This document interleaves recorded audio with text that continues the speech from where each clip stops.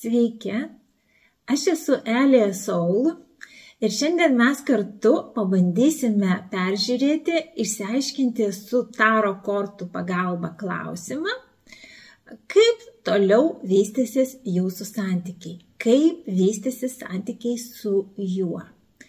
Taigi, merginos, moteris, kam aktualu prasidėję, užsimezgę santykiai, kažkokia pažintis, kaip ji toliau plėtosis, kaip vystysis, kokia tų santykių perspektyva apskritai, kas svarbiausia jam tuose santykiuose, kas svarbiausia jum ir patarimas vis dėlto jum, o ką daryti, kaip elgtis. Tai jungiamės, žiūrim, kartu analizuojam šį klausimą. Ir bus 3 pasirinkimo variantai. Tai yra, jūs išsirinksite, koks jum variantas intuityviai tiesiog, koks atrodo yra tinkamiausias. Ir paskiau pagal to varianto analizę jūs galėsite suprasti vėlgi, kaip šitie santykiai vystysis, kokia jų tendencija. Tai pradėsim. Ir mes pradedam savo būrimą, maišau kortas ir pasižiūrėsime, kaip vystysis santykiai su juo pusės metų laikotarpyje. Maišau kortas ir bus 3 pasirinkimo variantai. Taigi, pirmasis variantas. Traukime 3 kortas pirmajam variantui.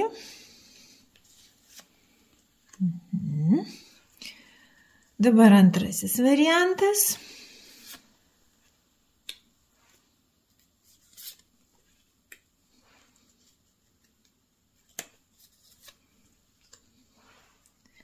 Ir trečiasis variantas.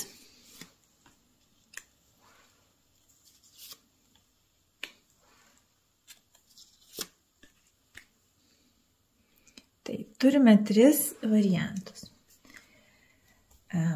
Dabar dar pasižiūrėsime, kad būtų aiškiau, o kas jam svarbiausia, kas jam šiuo metu ir tame pusės metų laikotarpyje bus svarbiausia. Taigi, pirmam variantui, antram variantui ir trečiajam variantui.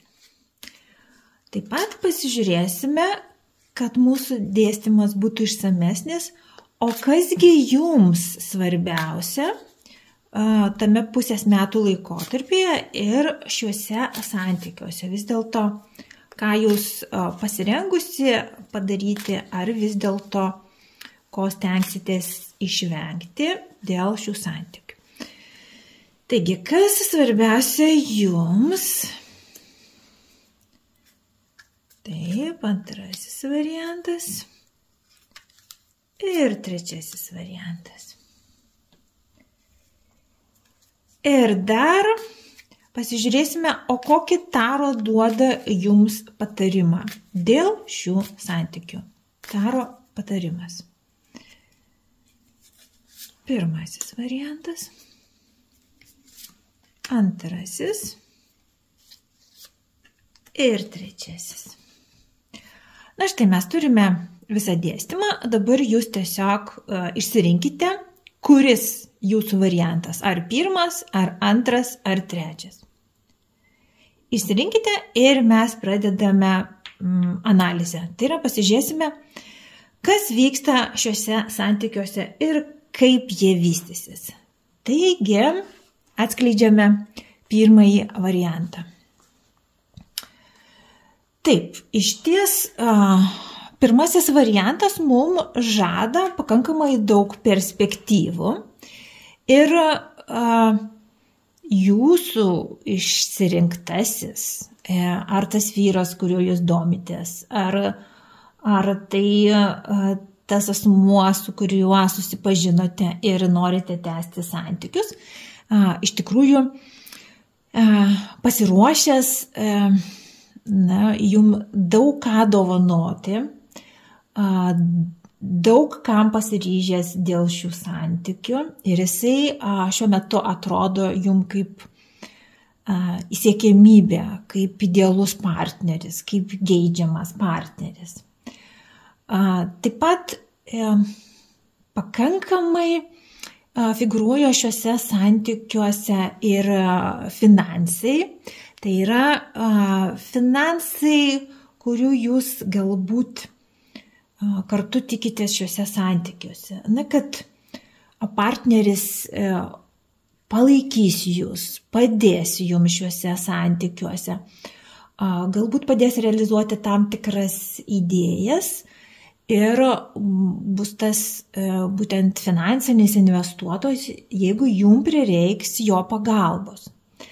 Taigi šie santykiai, jų perspektyva, vėlgi ne tik jausminiai, emociniai, kas irgi yra šiuose santykiuose, tačiau turintis, tokio irracionalų pradą, kuomet iš tikrųjų yra apsvarstomos ir buitinės, finansinės galimybės ir siekiama tam tikro stabilumo. Tai šie santykiai tikrai turi perspektyvą. Dabar pasižiūrėsime, o kasgi yra antruose santykiuose. Ir šiuose santykiuose išties mes matome jau visai kitokį vaizdą. Tai yra karminis susitikimas pirmiausia yra šiuose santykiuose. Tai yra tas partneris, tas asmuo yra jum kaip nešantis tam tikrą pamoką ir galintis jūs vėlgi nuvesti į kitą dvasinio tobulėjimo, dvasinės būties lygį, aukštesnį lygį. Šie santykiai turi perspektyvą tęstis, perspektyvą augti ir perspektyvą, kad šiuose santykiuose jūs abu su partneriu vėlgi kartu auksite ir pasieksite tam tikrą ne tik socialinį lygį aukštesnį, realizacijos lygį, tačiau ir gebėjimų lygį. Tai yra šie santykiai, ši pažintis yra susijusi ir su jūsų dvasinio tobulėjimu, ir su dvasinė realizacija. Na, pasižiūrėkime, o trečiasis variantas, ką čia kalba santykiai? Taip, trečiasis variantas rodo, kad pradžioj iš tikrųjų šie santykiai turi labai daug klaustukų, yra pakankamai emociškai skausmingi, verčiantis jūs tam tikrų dalykų atsisakyti, tam tikrus dalykus priimti ir nešantis labai daug abejonių. Tačiau šie santykiai turi tam tikrą viltį, jie kaip ir susiję su jūsų svajonėmis. Tai vis dėlto jūs apie tą partnerį pakankamai gerai manote, kad viskas gali klostytis sėkminga linkme ir atnešti jum svajonių išsipildymą. Ne tik susijusi su šiuo partneriu, su šiais santykiais, tačiau galimybę pakeisti viską iš esmės. Su šio partnerio atėjimu jūs tikitės, kad jūsų gyvenime įvyktų tam tikri siekiami, trokštami pokyčiai. Ir vis dėlto tai susiję su jausmais, jūs dar tik tai mokotės ir priimti jausmus, ir mylėti, ir rodyti savo jausmus. Tačiau, kaip ir sakiau, pradžia santykio iš tikrųjų yra pakankamai sudėtinga, pakankamai skausminga, emociškai įtempta. Na, tai truputėlį yra kitokių vertybių būtent tas partneris. Na, pasižiūrėkime, kas jam svarbiausia. Taigi, pirmasis variantas. Pirmasis variantas kalba apie pasirinkimą, apie tai, kad šitam jūsų partneriui iš tikrųjų labai jūs svarbi, tai įsimylėjimas, tai svarbiausia būtent tas artumas, ryšys ir jam dabar yra pats aktualiausias klausimas teisingai pasirinkti. Tai atlikti tą teisingą pasirinkimą, ar iš tikrųjų savo gyvenime priimti sprendimą, ar tikrai jisai nori kurti santykius su jumis, ar jisai nori būti. Tai jo šio artėjančio pusmečio ir svarbiausias dalykas. Ir be abejo, tikrai galima teigti, kad šiam žmogui apsisukusi galva nuo jūsų, apsisukusi galva nuo šių santykių, nuo jausmų, nuo emocijų. Ir tai yra pozityvios emocijos.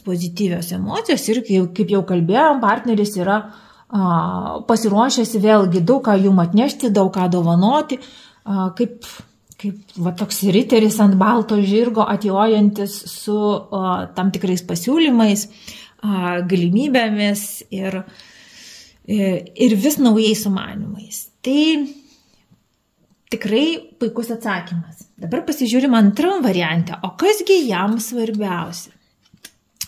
O čia partneris matosi, kad jisai turi savų vidinių konfliktų. Jisai kovoja ir tai ne tik vidiniai konfliktai, tai matosi, kad tiesiog jo gyvenime yra pakankamai įtemptas laikotarpis, kuomet jisai turi kovoti galbūt už savo vietą, galbūt už savo įsitikinimus, galbūt už tas vertybės. Jisai turi kovoti, bet tai kova alinanti, sekinanti jį. Ir jisai, vėlgi, nelabai turi laiko mąstyti apie šiuos santykius. Tai yra žmogus, kuris neieško žodžio kišenėje, galbūt savo pažiūrom įsitikinimais prišaukia ir tam tikras priešpriešas, konfrontaciją. Ir jisai vėlgi tada kovoja, tada stengiasi išlikti, tada stengiasi įrodyti savo tiesą. Tai su tokiu žmogumu apskritai nėra labai lengva, kaip ir kalbėjom, kad tai karminis partneris, kuris gali būti kaip ir mokytojas, tai gali būti, kad ir šiuose santykiuose jūs irgi gausite tam tikras pamokas, kurios jums irgi nepatiks, tačiau vėlgi toks yra žmogus. Na, o trečiuose santykiuose, kasgi svarbiausia partneriai, jam, o čia jam svarbiausia galimybės. Jam svarbiausia galimybės ir jisai, vėlgi, kai tų galimybių atsiranda daug, žmogus gali papulti į iliuzijas. Jam atrodo, kad jisai labai daug ką gali, jam atrodo, kad jisai turi tiesiog tokią neribotą pasirinkimų teisę, kad jam visata, žmonės, aplinka dovanoja tiek daug gėrybių ir jisai net negali to rinktis. Nes tai labai panašu į iliuzijas. Žmogus nenori priimti realybės, jisai dažnai tiesiog gali būti paskendęs iliuzijos ir gali jum atrodyti, kad jisai tiek visko gali, jisai tiek visko žada, jisai tiek visko moka, tiek visko turi. Tačiau tai gali būti tik tai iliuzijos. Tai vėlgi pusės metų laikotarpyje tas partneris ir gali būti, vėlgi, gali nukrypti tam tikrus paklydimus į iliuzijas, rinktis, mėtytis nuo vieno šono į kitą. Na, pasižiūrėkime, o kas svarbiausia jums? Kas svarbiausia jums šiuose santykiuose? Ir šita korta rodo, kad vėlgi jūs jaučiate, kad yra labai daug skirtumų. jūs jaučiate, kad yra labai daug skirtumų ir tarytum lygtai jūs einate kartu, tačiau jaučiatės ne visą laiką, kad būtumėte kartu. Lyg žmogus su kažkuo kartu, tačiau labai atskiras, vienišas viduje. Jaučiate labai didelį atotrūkį, skirtumą. Taip pat jums pusės metų laikotarpyje gali būti tam tikri išbandymai susiję su finansais. Kaip ir sakiau, partneris finansiškai gali jums padėti ir jeigu prašysite, jisai greičiausiai padės, tačiau tie santykiai gali nukrypti būtent tiesiogiai jau į tokius vertybių santykius. Ką tu man padėsi, ką aš iš to gausiu, kiek man tai apsimoka. Toks atsiranda išskaičiavimas, nes būtent iš jūsų pusės matosi, kad ta finansinė padėtis, jinai gali nebūti stabili, nebūti pakankama ir gali pridaryti problemų. Taip kad finansiniai srityje, taip pat dvasinio augimo srityje jūs galite jaustis, kad jūsų nepalaiko, kad partneris turi kitokią nuomonę, kad jis eina kita kryptimi ir čia jūs galite jaustis pakankamai vieniša. Ta tokia vienatvė, atotrūkis ir tam tikri išbandymai. Pasižiūrėkime, o kas svarbiausia bus jai. Antras variantas. Matosi, kad šiame variante jūs esate ieškotoje. Jums iš tikrųjų labai svarbus dvasiniai dalykai, svarbus vertybiniai dalykai, vadovaujatės išmintimi ir jūs esate ieškotoje, mėgstate užsiimti savo įdomią veiklą, skirti laiko savo pomėgiams, mėgstate tylą, ramybę, kartais ir atsiskyrimą. Ir šie santykiai vėlgi, kadangi jūs mėgstate atsiskyrimą, o partneris, kaip matote, turi savo visokių konfliktinių situacijų, kur turi spręsti. Tai čia yra pakankama kliūtis šiuose santykiuose. Bet vėlgi, tai rodo, kad jūs esate labai išmintinga, turite daug išminties, patirties ir bandote rasti teisingą kelią, teisingą kryptį šiuose santykiuose. Ir trečiasis variantas. Trečiasis variantas rodo, kad jums svarbu gauti kuo daugiau informacijos apie tą žmogų. Vėlgi, jūs linkusi labai detaliai viską išanalizuoti, išnagrinėti, jūs norite kuo daugiau sužinoti apie tą žmogų. Tuo labiau, kad vėlgi taro rodo, kad ir daug neaiškumų yra, daug visokių menomų ir tikrų pavojų. Partneris dažnai nukrypsta į iliuzijas ir neaišku, kiek ir kada juo galima pasitikėti. Taip kad vėlgi jūs tiesiog stengsitės gauti apie jį daugiau informacijos, stengsitės jį daugiau pažinti. Toks pažintinis bendravimas bus. Vėlgi kol kas tuos jausmus kaip ir kartais atstumiant, stengiantis racionaliai viską išanalizuoti, mąstyti. Tai matote, kokie įdomus dėstymai. Bet svarbiausias dalykas, mes dabar sužinosime taro kortų patarimą. Patarimą jums dėl šių santykių. Taigi pirmas variantas ir patarimas jums. Taro rodo, kad į šios santykius, jeigu jūs norite rezultatų, reikia įdėti daug pastangų ir darbo. Reikia daug pastangų ir darbo įdėti. Tai nebus tiesiog tokie užgimę, lengvai besivystantys santykiai. Ir ypač, kadangi tai susiję ir su finansais, su gerove, galbūt netgi su jūsų ir partnerio verslu, bendra veikla, pajamomis. Tai rodo, kad darbas, indėlis, užsiėmimas ta veikla, pastangos, kad gautumėt rezultatus, bus pakankamai didelės, bet jos ir atneš tą norimą rezultatų. Tai patarimas taro yra jums, kad stengtis, siekti, dirbti, taip pat stengti savo užsitikrinti geresnę finansinę būklę, stabilumą, pajamas, kad jūs kuo mažiau galėtumėt, kad kuo mažiau reikėtų iš partnerio tų finansų gauti. Tada bus mažesnis atotrūkis. Partneris nesijaus, kad jūs tiesiog tik tai norite pagalbos, finansų, paramos, kad tai vystytųsi į tuos tokius tikrai tvirtus, dvasingus santykius. Tai štai toks patarimas. Patarimas pasirinkus antrą variantą. Tai štai. Čia patarimas, kad lėtais žingsneliais žengti, eiti kartu su partneriu šiuose santykiuose. Nes kaip ir žiūrėjome pradžioje, perspektyva santykių yra pakankamai gera, nežiūrint tam tikrų iššūkių, nežiūrint tam tikrų jūsų ir jo skirtumų.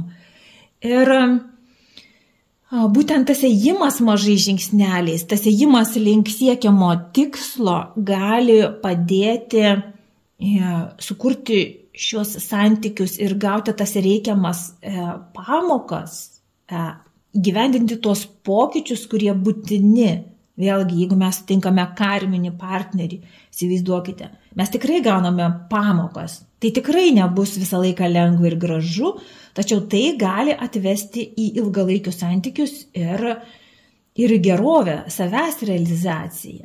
Taip kad šiuose santykiuose kantrybė, lėtas judėjimas, racionalus judėjimas ir tų pamokų gaunamų iššūkių priėmimas. Na ir patarimas pasirinkus trečią variantą. O čia patarimas būtų, kad lengviau, laisviau žiūrėti, vertinti šiuos santykius. Tai nėra labai rimti kažkuo įpareigojantys santykiai. Tai yra santykių pradžia. Ir pusės metų laikotarpyje tai panašiai ir tęsis ta pradžia. Jūs pažinsite partnerį, jūs pažinsite jo savybės. Jūs galbūt atsikratysite tų pradžioj kilusių abejonių ir baimių. Ir pradėsite suprasti jo pasaulį, jo vertybės. Tai kol kas šiame variante didelių permainų pokyčių nesimato, kad tai nuvestų į ilgalaikius santykius.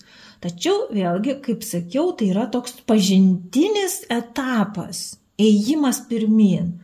Ir jeigu jums tai įdomu, jeigu jums norite tęsti tą kelionę, tai šie santykiai tęsis ir galbūt toliau jie išaugs į kažką daugiau. Bet mes žiūrime čia pusės metų laikotarpį tą dėstymą, taip kad pusės metų laikotarpį mes ir matome būtent tą tokį vaizdą. Tai, manau, jums buvo labai įdomu ir matot, kiek daug gali atskleisti taro kortos.